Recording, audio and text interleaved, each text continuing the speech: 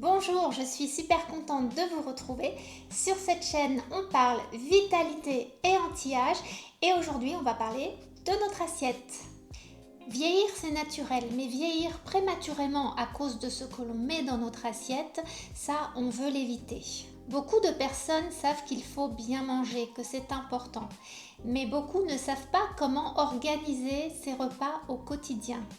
Résultat, on alterne entre craquage, frustration et fatigue. Dans cette vidéo, je vais t'expliquer comment organiser tes repas de manière simple et pratique pour soutenir ta vitalité, ta peau et l'énergie de tes cellules. Notre alimentation influence notre glycémie, les hormones, l'inflammation et l'oxydation, qui sont les moteurs majeurs du vieillissement. Si les repas sont déséquilibrés, on aura des pics de sucre, de la glycation avec le collagène et l'élastine qui sont abîmés. Et le collagène et l'élastine, c'est le matelas qui soutient notre peau, qui fait le rebondi de notre peau, sa souplesse et sa beauté.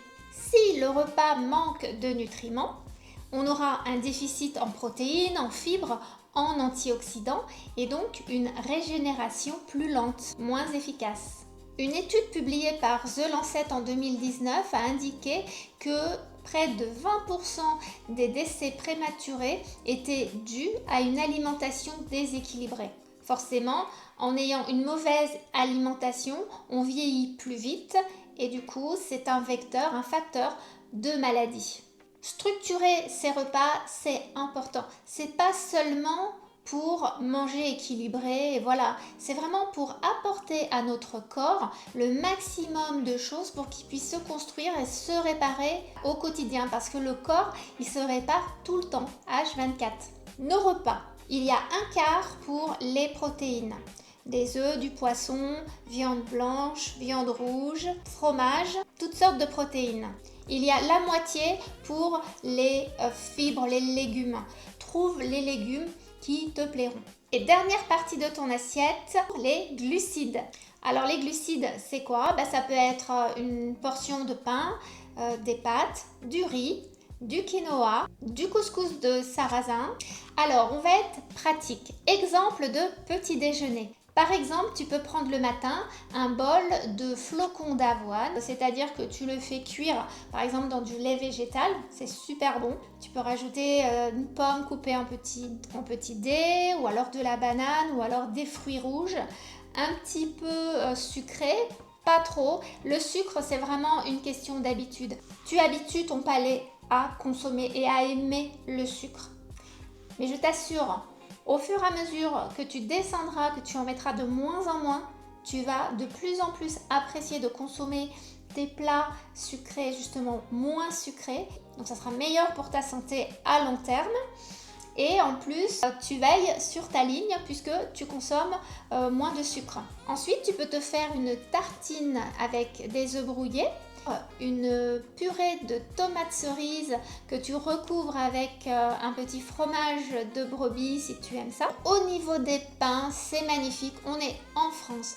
On a des pains de toutes sortes. Merci les boulangers qui ont compris la demande. On veut sortir du pain blanc, de la baguette qui est très bonne, il est vrai, mais pour le matin, on peut vraiment se faire plaisir avec des pains complets, des pains bûcherons avec des petites graines dedans.